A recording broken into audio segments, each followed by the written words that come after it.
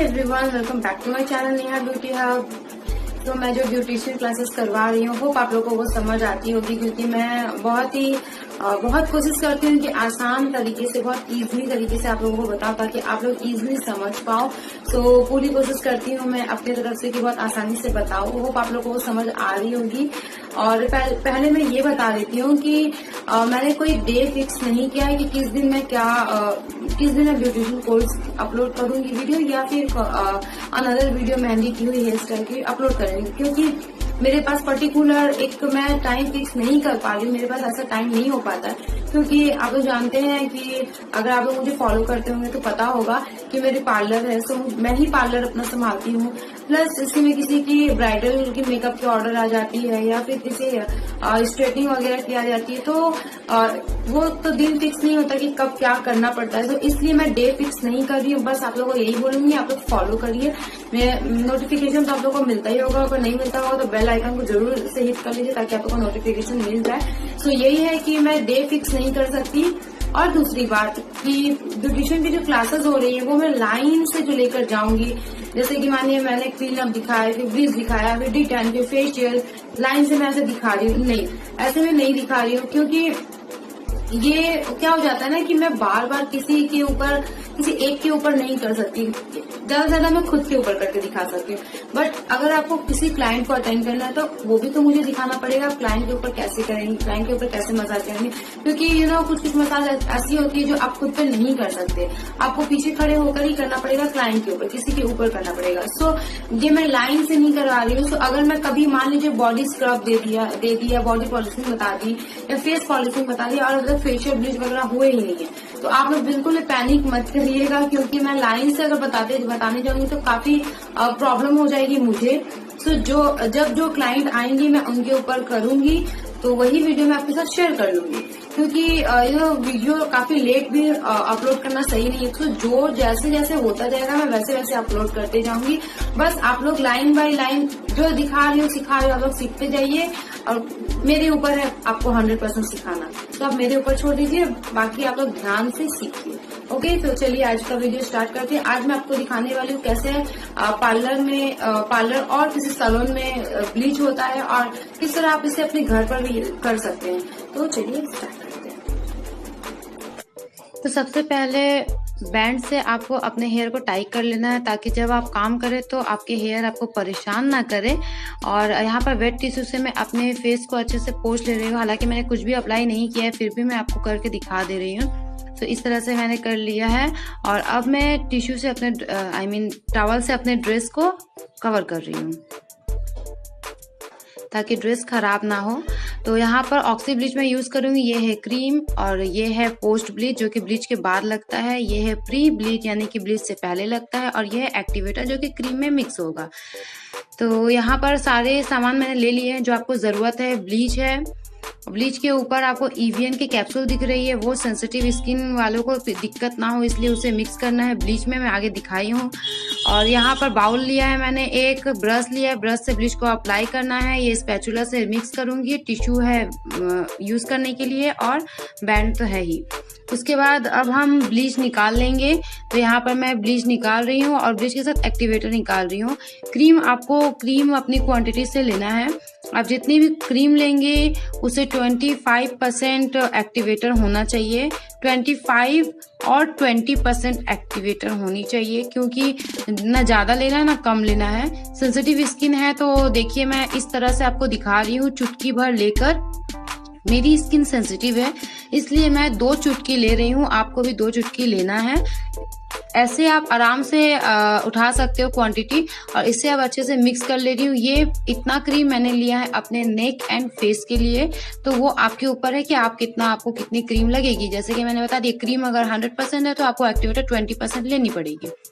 तो यहाँ पर हो गया अच्छे से मिक्स, और मेरी सेंसिटिव स्किन है इसलिए मैं EVN की कैप्सूल विटामिन E की कैप्सूल की जो ऑयल है उसे मिक्स कर रही हूँ, ताकि मुझे कोई रैसेस वगैरह ना निकले। और सेंसिटिव स्किन वाले ऐसा जरूर करें, अदर्स करना चाहे तो कर सकते हैं, नहीं करना चाहे तो ना करें।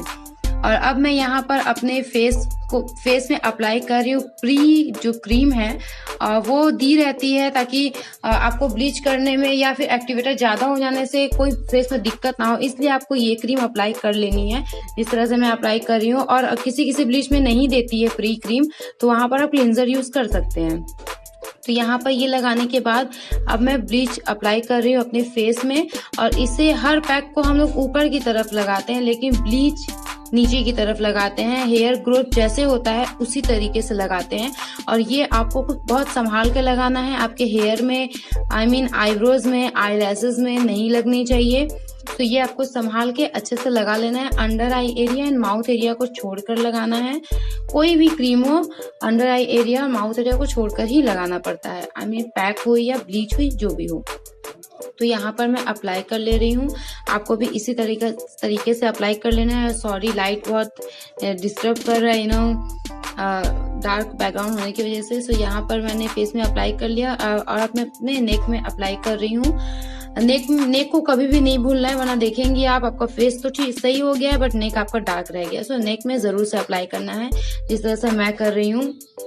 और ये आपको मंथ में एक बार ही यूज करना है, उससे ज्यादा आपको यूज नहीं करना। तो जैसे कि जिनकी आंखें ऐसे बहुत कम होता है कि मतलब 50% लोगों की आंखें जलती हैं ब्लीच करने से, जैसे कि मेरी हो रही है। सो उस समय आपको पार्लर में क्या करना है, आपको एक कॉटन पैड लेना है जैसा कि मैंने लिया, और आपको टोनर इसमें अप्लाई करना है।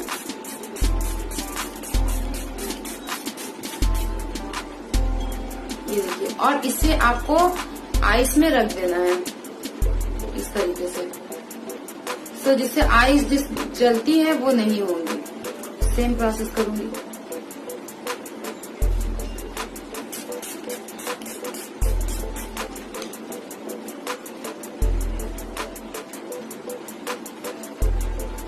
अब इसे मैं तब तक रहने दूंगी जब तक कि मैं ब्लीच रिमूव नहीं करती। तो आफ्टर 10 मिनट्स आपकी इस तरह से हो जाएंगी। तो आपको इसको अच्छे से मिक्स कर लेना है इस तरीके से, पूरे फेस में मिक्स कर लेना है जहां जहां आपकी ब्लीच लगी हुई है। और एक चीज मैं आपको बता दूं जो कि मुझे पहले बतानी चाहिए थी, आप ब्लीच करने से 15 मिनट पहले यहाँ पर इस तरह से लगाकर आप पैच टेस्ट करेंगी। अगर आपको 10 मिनट्स में इसे रिमूव कर देना है और 10 मिनट्स में अगर कोई भी रैशेज, इचिंग वगैरह नहीं होंगे, हालांकि ब्लीच में हल्की सी इचिंग होगी, इट्स नॉर्मल। अगर बहुत ज्यादा जलन होती है, बहुत ज्यादा यहाँ पर रेडनेस हो गई है, तो आपको ब्लीच यूज नहीं करना है। अदरवाइज आप यूज कर सकते हैं। वैसे ये 10% लोगों के साथ होता है कि सूट नहीं होता है। सो इसे अच्छे से मिक्स करने के बाद मैं और 5 मिनट्स रखूंगी, क्योंकि 15 मिनट्स अभी हुआ नहीं और मेरे फेस में हेयर नहीं है ज्यादा, तो मैं आपको कैमरे में नहीं दिखा सकती, कैमरा कैच नहीं कर पाएगा, वो मुझे समझ आएगा क्योंकि मैं सामने से देख रही हूँ। सो इसलिए मैं 15 मिनट्स के लिए छोड़ दूंगी। कोई भी ब्लीच आपको 15 मिनट्स के लिए छोड़ना ही है, चाहे वो कोई भी ब्लीच हो। वैसे बेस्ट है, मेरे लिए बेस्ट है, आप ऑक्सी ब्लीच यूज करिए। सो आफ्टर 15 मिनट्स ये कुछ ऐसा हो गया है और अब मैं इसे रिमूव कर रही हूँ। और आपको डायरेक्ट वाटर से नहीं धोना है, आपको रिमूव करना है इसे टॉवल की या फिर किसी टिश्यू की हेल्प से। तो यहाँ पर मैंने टिश्यू को भिगो लिया और अब इसे मैं रिमूव कर रही हूँ।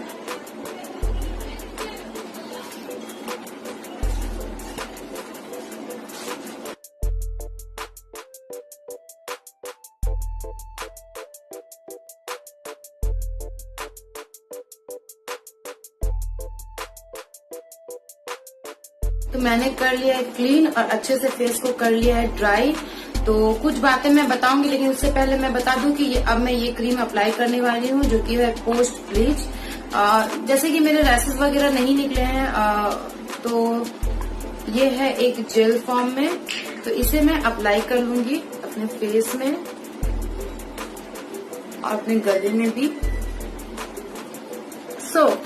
मैं कुछ बातें आपको बता देती हूँ। जैसे कि आपको पहले पैच टेस्ट करने पड़ेंगे, जैसा कि मैंने दिखाया किस तरह से पैच टेस्ट होते हैं, उस तरह से आपको पैच टेस्ट करने पड़ेंगे। ओके, क्रीम अप्लाई हो गया। फर्स्ट आपको पैच टेस्ट करना है। सेकंड, आप 18 ईयर, अगर आप 18 साल के हो गई हैं तो आप आराम से इसे यूज कर सकती हैं। थर्ड है, आप अगर इसे ब्लीच को यूज करिए तो आंखों में जलन और स्किन में थोड़ी सी इचिंग होगी, ये नॉर्मल बात है। फोर्थ, आप जब अपने फेस को क्लीन कर लेंगे टिश्यू से, तो आप ये ध्यान रखेंगे कि आपकी फेस ड्राई हो जानी चाहिए। आप ड्राई स्किन में ही ब्लीच को अप्लाई करेंगी। अगर आपकी सेंसिटिव स्किन है या कोई भी स्किन हो आपकी, ये जो ऑक्सी का ब्लीच है इसमें आपको post cream and pre cream मिलता है। Pre cream means as a cleanser वो वर्क करता है। अगर किसी ब्लीच में पोस्ट एंड प्री नहीं दिया होता है तो आप ब्लीच अप्लाई करने से पहले अपने स्किन में थोड़ी सी क्लींजर अप्लाई करेंगी। और अगर आपकी बहुत सेंसिटिव स्किन है तो मैं बोल रही हूँ ब्लीच करने से पहले आप क्रीम अप्लाई करेंगी, क्लींजर थोड़ा सा अप्लाई करेंगी। और ब्लीच की जो क्रीम होती है उसमें एक्टिवेटर आपको कम डालनी है और उसके साथ में विटामिन ई कैप्सूल का ऑयल डालना है। तो आपको सेंसिटिव स्किन में कोई प्रॉब्लम नहीं होगा। जैसे कि मेरी सेंसिटिव स्किन, लेकिन मुझे कोई प्रॉब्लम नहीं हुई है, जैसा कि आप लोग को दिख रहा है। तो ये सब बातें आपको ध्यान में रखनी है। और गले में भी आप कर सकती हैं, लेकिन हाँ, अगर आप गले में, हैंड में या और कहीं भी करें तो आपको एक्टिवेटर थोड़ा ज्यादा देना पड़ेगा। मैं वही लगा दी हूँ क्योंकि उतना ज्यादा मुझे जरूरत नहीं लगा। इसलिए अगर आप फेस को छोड़कर बाकी कहीं भी लगाते हो, बॉडी के पार्ट में, प्राइवेट पार्ट को छोड़कर, तो आप कहीं भी लगाएंगे, हैंड में हो या लेग में हो या बैक में हो या गले में हो, आपको एक्टिवेटर फेस के अकॉर्डिंग थोड़ा सा ज्यादा देना है। आपको अगर आप फेयर है तो आपको 10 मिनट्स रखना है, अगर आप मीडियम है तो आप 15 मिनट्स रखना है, अगर आपकी स्किन ज्यादा डार्क है तो आप उसे 20 मिनट्स भी रख सकते हैं। बट 20 मिनट्स से ज्यादा और कुछ भी नहीं रखना। अगर आपकी सेंसिटिव स्किन तो आपको 20 मिनट्स नहीं रखने हैं। चेक कैसे करना है मैंने दिखा दिया है आपको। पहले हल्का सा जहां पर हेयर होगा वहां से क्रीम 10 मिनट्स बाद आप हटाना है। अगर हेयर गोल्डन हो गए होंगे मतलब आपको समझ जाना है कि ब्लीच हो चुकी है, तब आप रिमूव कर सकते हो। रिमूव आपको डायरेक्ट धोकर नहीं करना है, टिश्यू से धीरे धीरे जेंटली उसे रिमूव करना है। ये नहीं कि मैं गई और धाए करके धो लिया, ऐसा नहीं करना है। जेंटली उसे रिमूव करना है। और रिमूव करने के बाद पोस्ट क्रीम आप अप्लाई कर सकते हैं। अगर पोस्ट क्रीम आपके पास नहीं है, जैसे कि अगर फेम वगैरह कुछ ब्लीच यूज कर रहे हैं तो उसमें शायद पोस्ट ब्लीच नहीं होता है। मुझे फेम पसंद नहीं, इसलिए मैं यूज नहीं करती हूँ, तो उसमें नहीं होता है। तो उसके बदले में आप कोई भी मॉइस्चराइजर अप्लाई कर सकती है जो आपको सूट करता है। हालांकि मैं रिकमेंड करूंगी चाहे कोई भी स्किन हो, सेंसिटिव हो, ऑयली हो, कोई भी स्किन हो, आप ऑक्सी ब्लीच ही करें। और सबसे इम्पोर्टेंट बात यह है, जिनके पिंपल्स है, जिनके ओपन पोर्स है, वो कोई भी ब्लीच यूज नहीं करेंगी। कोई भी ब्लीच नहीं, मतलब कोई भी ब्लीच नहीं। उनके पिंपल्स वाले एंड ओपन जिनके बड़े बड़े पोर्स हो जाते हैं उनको नहीं करना है, क्योंकि अगर उनके स्किन के अंदर ये केमिकल चला गया तो बहुत और भी प्रॉब्लम आपकी बढ़ा सकती है। इसको कोई रिस्क नहीं लेना। पिंपल्स वाले एंड ओपन पोर्स वाले नहीं लेंगे, ये ब्लीच यूज नहीं करेंगे। सो आज का यही था वीडियो। होप आप लोगों को वीडियो पसंद आया होगा। अगर वीडियो अच्छा लगा तो लाइक, कमेंट, शेयर और सब्सक्राइब जरूर कर लीजिएगा। मिलते हैं मेरे नेक्स्ट वीडियो में, तब तक के लिए बाय बाय।